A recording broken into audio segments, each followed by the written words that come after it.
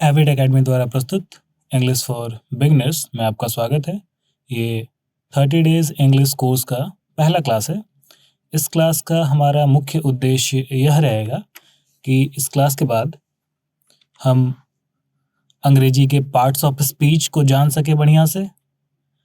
English के tense का एक ओवरव्यू हमें हमारे दिमाग में, हमारे जहन में याद रहे, उससे हमारा मुलाकात हो जाए।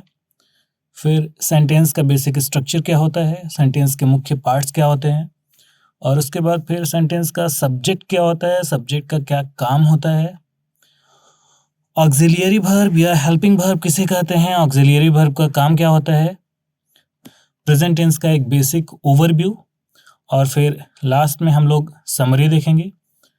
कुछ क्वेश्चन एंड आंसर्स अगर आपको पूछने होंगे तो आप लिंक के माध्यम से मुझे भेज सकते हैं, मैं आपका उसका उत्तर दूंगा। और लास्ट में पीडीएफ असाइनमेंट्स जो कि आप खुद अपने घर पे करके मुझे भेज सकते हैं और उसके आंसर्स मैं आपको दूंगा।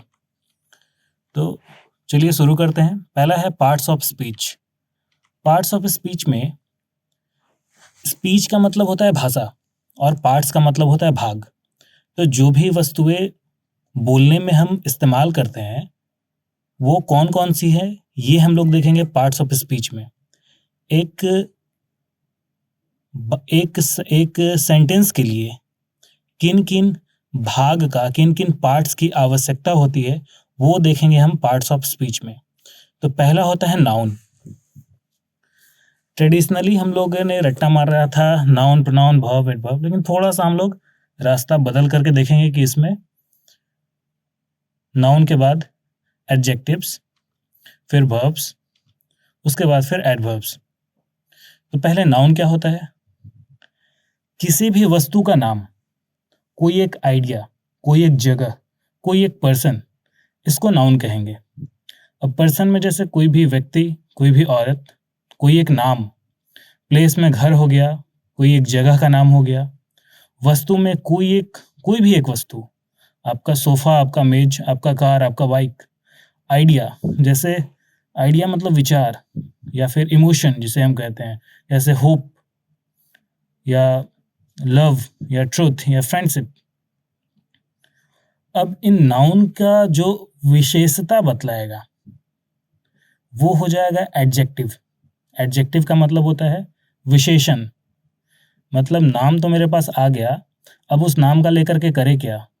वो नाम वाला लंबा है, पतला है, दुबला है, वो हमारा हो गया विशेषण, जिसे हम लोग कहेंगे एडजेक्टिव। तो एडजेक्टिव हमें नाउन के बारे में बताता है कि वो नाउन है कैसा, अच्छा है, खराब है, या उस एडजेक्टिव, उस विशेषण के बाद हमें उस नाउन के बारे में थोड़ा एक आइडिया लग जाता है। फिर होता है वर्ब। वर्ब का मतलब होता है हिंदी में क्रिया। ऐसे वर्ड्स जो हमें बताते हैं कि क्या क्रिया हो रहा है, जैसे पीना, खाना, दौड़ना, ईट, ड्रिंक, रन, ये सारे के सारे वर्ब हो गए। अब वर्ब के आगे अगर एक वर्ड लगा देते हैं एड, तो वो बन जाता है एडवर्ब। तो एडवर्ब का मतलब हो गया ऐसा वर्ड जो कि वर्ब के मतलब में, वर्ब के मीनिंग में कुछ चीज ऐड कर दे, तो वो एडवर्ब हो गया। तो एडवर्ब का डेफिनेशन हो गया कि a word that describes a verb, जो वर्ब को एक्सप्लेन करे। तो जैसे कोई खा तो रहा है लेकिन कैसे खा रहा है, धीरे धीरे खा रहा है, तो ईट के आगे अगर हम स्लोली लगा देंगे तो वो स्लोली एडवर्ब हो गया। अगर कोई दौड़ रहा है, वो अगर तेज दौड़ रहा है तो फास्ट, वो एडवर्ब हो गया। फिर प्रोनाउंस, प्रीपोजिशंस, कंजक्शंस और इंटरजेक्शंस, ये चार मिलकर के टोटल 8 पार्ट्स ऑफ स्पीच होते हैं। तो प्रोनाउन ऐसे वर्ड्स होते हैं जो कि नाउन के जगह में इस्तेमाल किए जाते हैं। नाउन में हम लोगों ने देखा था किसी भी व्यक्ति का नाम या स्थान का नाम को हम लोग नाउन बोल रहे थे। अब उस नाउन के जगह में जो वस्तुएं, जो शब्द का इस्तेमाल होगा, उन शब्दों को हम कहेंगे प्रोनाउन। जैसे I, we, you, he, she, it, they, ये सारे के सारे प्रोनाउन हो गए। अब प्रीपोजिशन को अगर हम लोग अलग करें तो इसमें कुछ पोजीशन वर्ड आ रहा है। पोजीशन का मतलब होता है स्थान। तो प्रीपोजिशन से हमें एक स्थान का, एक समय का, एक दिशा का अंदाजा मिलता है, पता चलता है।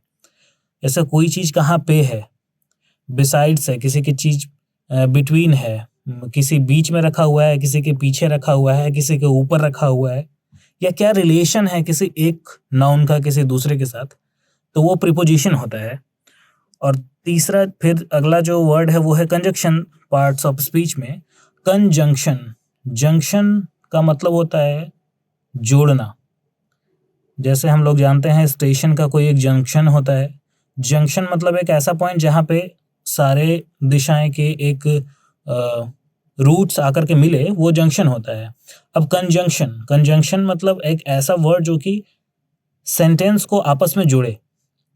तो because, although, but, yet, if, and, इन सब की सहायता से हम दो सेंटेंस को, दो वाक्यों को आपस में जोड़ते हैं, तो वो कंजंक्शन हो गया। और इंटरजेक्शन, ये इमोशन एक्सप्रेसिंग वर्ड्स का इस्तेमाल किया जाता है, इंटरजेक्शन उन्हें कहते हैं। जैसे किसी दुख के लिए हम वाओ का इस्तेमाल तो नहीं करेंगे, ओह का इस्तेमाल करेंगे, उप्स का इस्तेमाल करेंगे। तो किसी दुख के लिए वाक्य के पहले अगर हम ओह लगा दे तो वो जो ओह है वो इंटरजेक्शन है। किसी खुशी के बात को एक्सप्लेन करने से पहले हम वाओ लगा दें तो वो वाओ हमारा इंटरजेक्शन है। तो ये हमने पार्ट्स ऑफ स्पीच देखा। अब इनका प्रयोग एक सेंटेंस में कैसे किया जाएगा वो हम देखेंगे। एक नाउन से केवल एक सेंटेंस देखते हैं। नाउन मतलब क्या? एक कोई भी नाम, जैसे रमेश, तो रमेश एक नाउन हो गया। अब रमेश अपने आप में भी एक वाक्य है। मान लीजिए कोई कहता है रमेश, मतलब कि रमेश को वो पुकार रहा है, तो वो रमेश नाउन हो गया। अब नाउन और वर्ब के साथ, रमेश रैन, रमेश दौड़ा, तो वो नाउन और वर्ब के साथ एक सेंटेंस है। अब नाउन, वर्ब और एडवर्ब के साथ अगर एक सेंटेंस बनाना हो तो रमेश रैन क्विकली, रमेश दौड़ा, कैसा दौड़ा? तेजी से दौड़ा, क्विकली दौड़ा। अब Ramesh ran quickly to his house, तो ये नाउन भी हो गया इसमें। रमेश वर्ब हो गया रैन, वर्ब का दूसरा रूप। क्विकली वर्ब के मीनिंग को एक्सप्लेन कर रहा है, वर्ब के बारे में कुछ बता रहा है कि रमेश दौड़ा, पर कैसे दौड़ा? क्विकली दौड़ा, तो ये क्विकली हो गया एडवर्ब। कहाँ दौड़ा, किस ओर दौड़ा, वो बता रहा है टू का मतलब ओर, तो वो प्रीपोजिशन हो गया, पोजीशन को दर्शा रहा है। अब आगे में है हिज हाउस, तो वो दौड़ा किसी के घर के तरफ, हाउस के तरफ। तो हाउस तो फिर से थिंग है एक, तो वो तो नाउन हो गया। पर किसके हाउस? हिज हाउस, उसके हाउस के तरफ, उसके खुद के हाउस के तरफ दौड़ा, तो ये घर के बारे में बतला रहा है, घर का विशेषण बतला रहा है।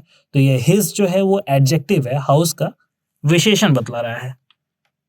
Ramesh ran quickly to his house but before he could reach the thieves ran away, Ramesh अपने घर की ओर तेजी से भागा, लेकिन जब तक वो पहुंच पाता जो चोर थे वो भाग गए।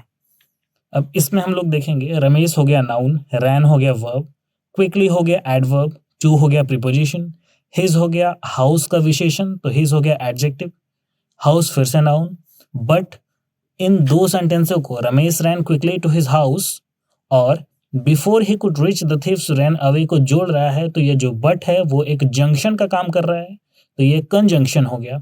प्रीपोजिशन, कंजंक्शन के बाद फिर लोकेशन को बता रहा है बिफोर पहले, तो ये बिफोर जो होगा सो प्रीपोजिशन होगा। उसके बाद फिर से नाउन आ रहा है, प्रोनाउन आ रहा है ही।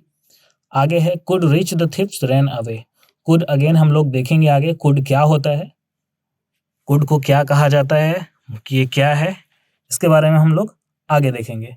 फिलहाल इस सेंटेंस के इस स्ट्रक्चर से हमें ये एक बेसिक आइडिया मिल गया कि एक वाक्य के क्या क्या अलग अलग पार्ट्स होते हैं। एक वाक्य बोलने के लिए हमें किन किन पार्ट्स को जानना जरूरी होता है।